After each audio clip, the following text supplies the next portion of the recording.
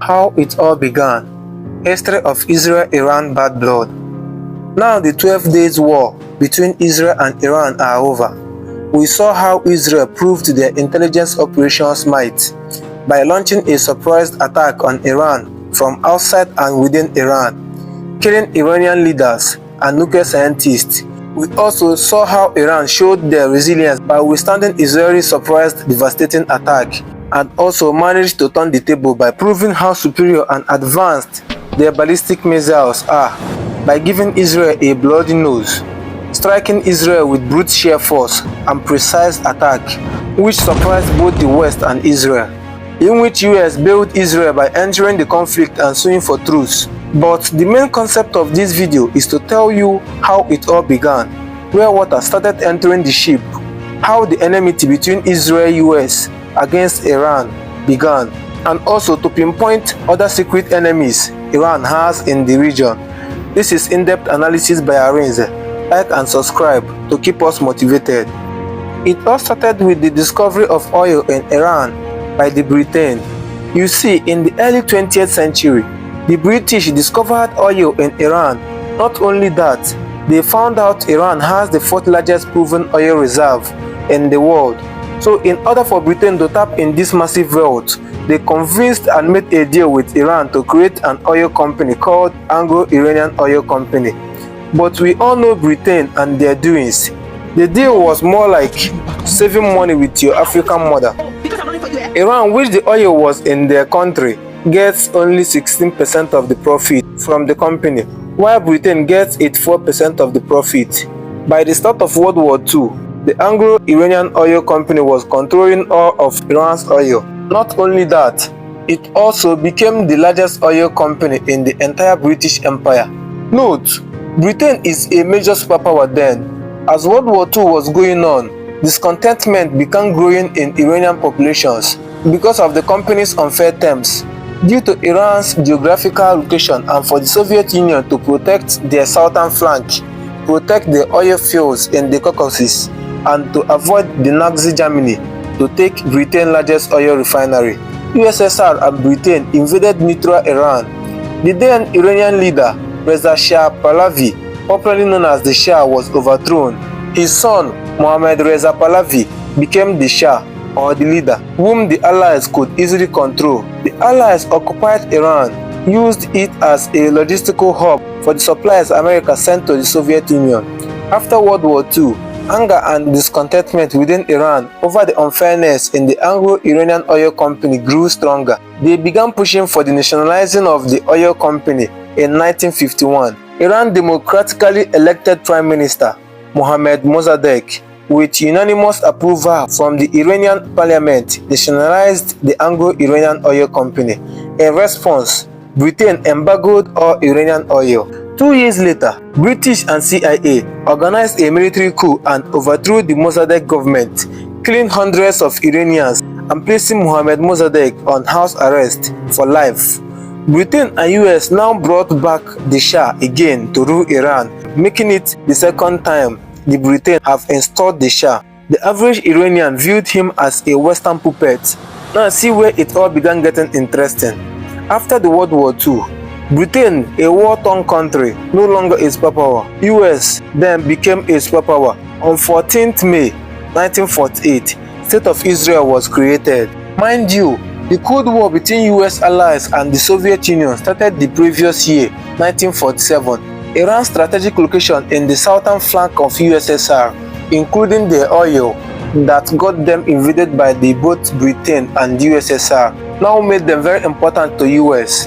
The Shah, who is an authoritarian leader who owes the US his position and is also loyal to them, made Iran and the West natural allies. Now listen closely. The Shah pursued pro-American and pro-Israeli foreign policy, and this made Iran American and Israeli important ally.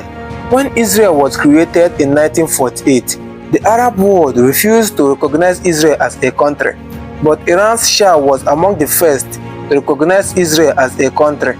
The Shah modernized Iran's culture, secularism, and the enfranchisement of women. All these policies caused a huge rift with the country's leftish, working class, and the hardcore Shia Muslim conservatives, and the clergy.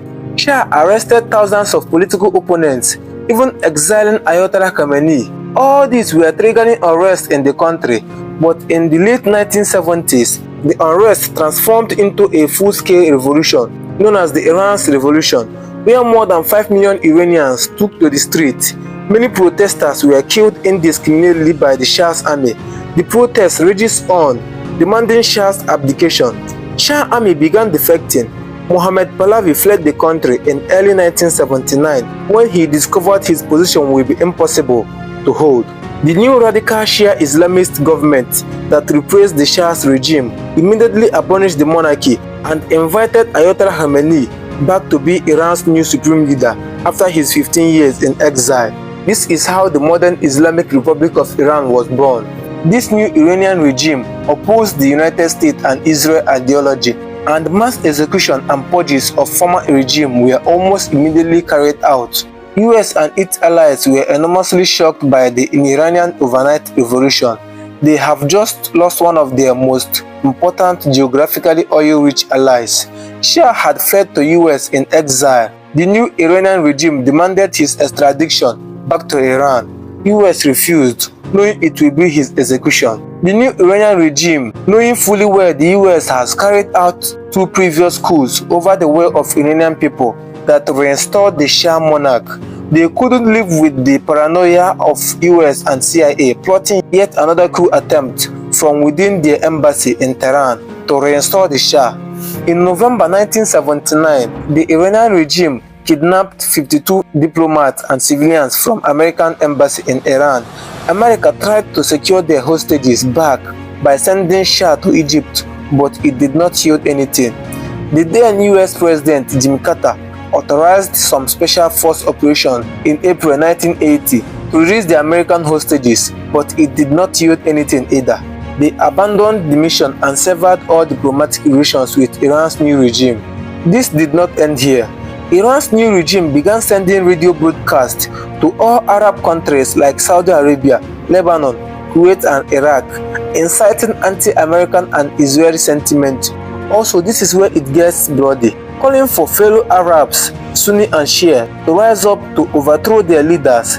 They are trying to spread their revolution to their neighbors to gain new allies. The Arab leaders, most of them Sunni Muslims, don't like this. Saudi Arabia king feared being overthrown, just like the Shah was. And in Iraq, Saddam Hussein, who is bordering Iran directly on his eastern border and worries that the Shia majority he rules will rise up against him too.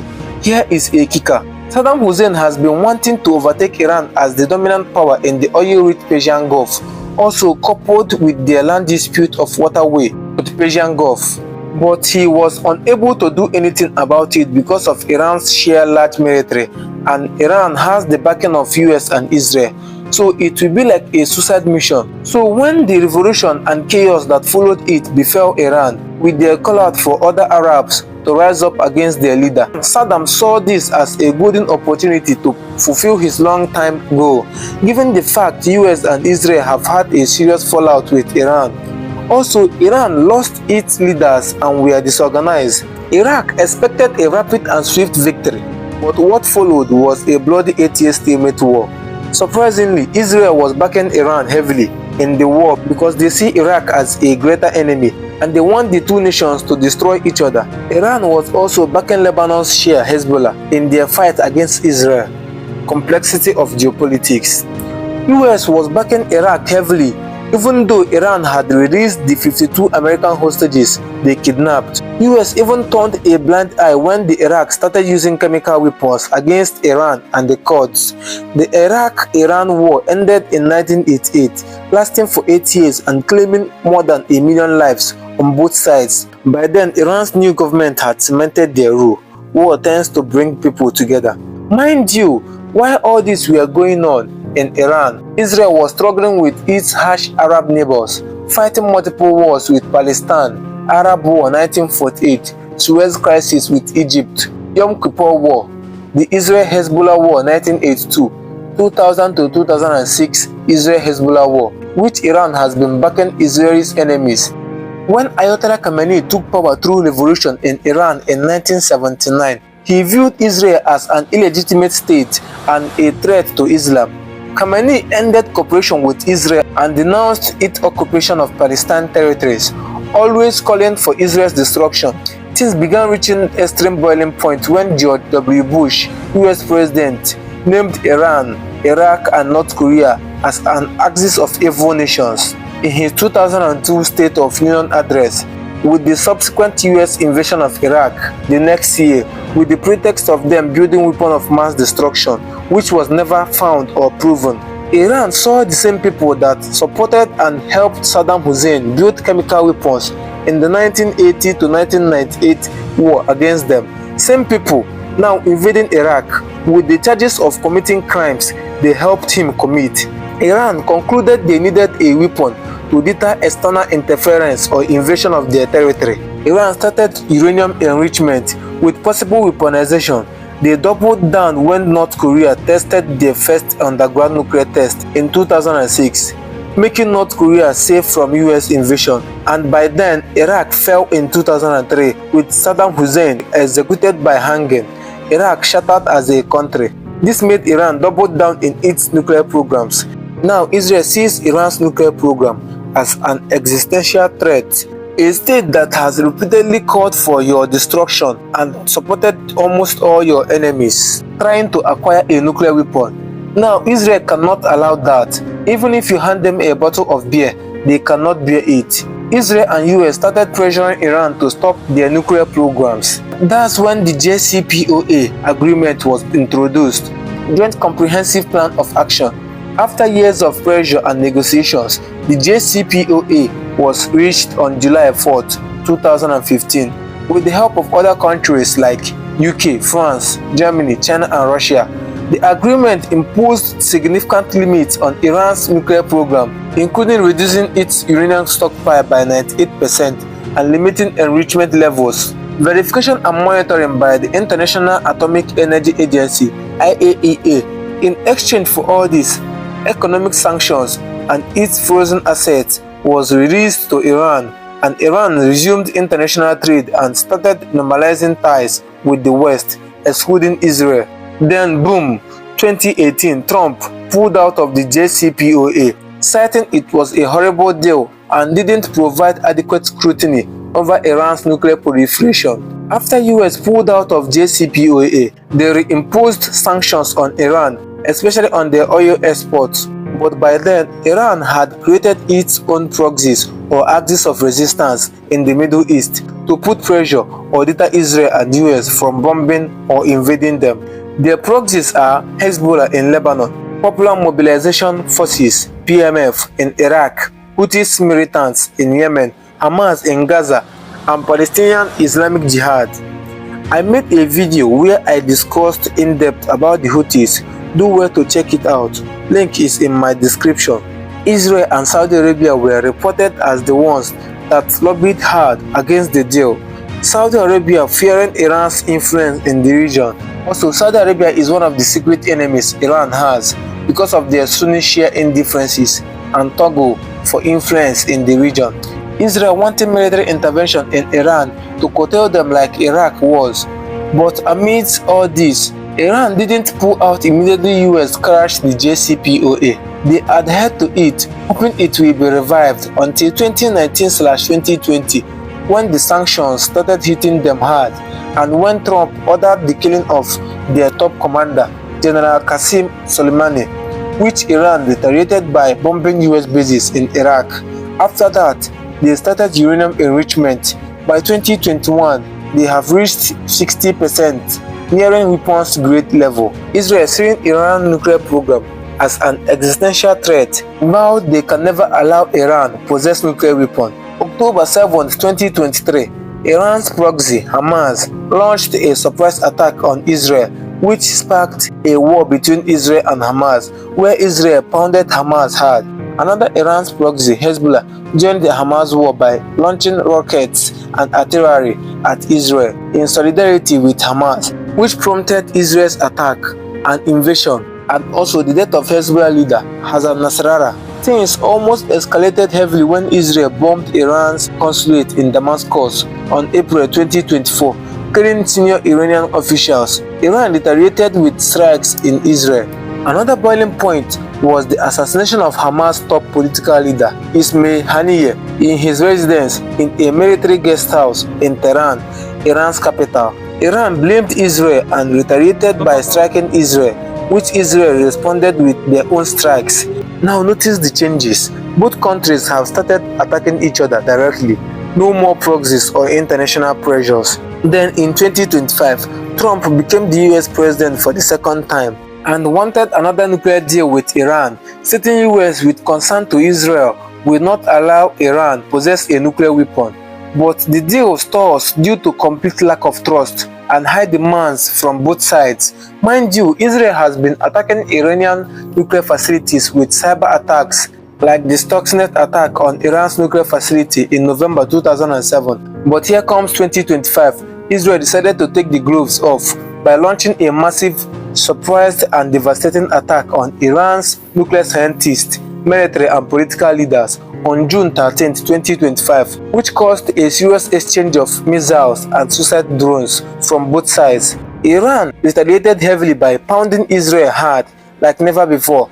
Israel also struck Iran like never before. Since their war against Iraq, US later joined the fight in favor of Israel on June 22, 2025, striking key Iranian nuclear facilities built deep underground, some below the mountains, with their GBU-57 bunker buster bomb. Iran retaliated by striking US bases in Qatar and Iraq. Iraq still collecting bombs in the absence of Saddam Hussein from friends and foes. After Iran's retaliation, a fragile ceasefire was reached between Israel and Iran, with Iran's enriched uranium still intact in Iran's possession, their key major nuclear facilities damaged and not destroyed. Which makes me wonder, will Israel come for round 2, or will Iran surprise Israel and US with nuclear bomb tests? Well, that's all I have for today. This is in-depth analysis by Arenze. Do well to like, comment your opinion and subscribe. Thanks.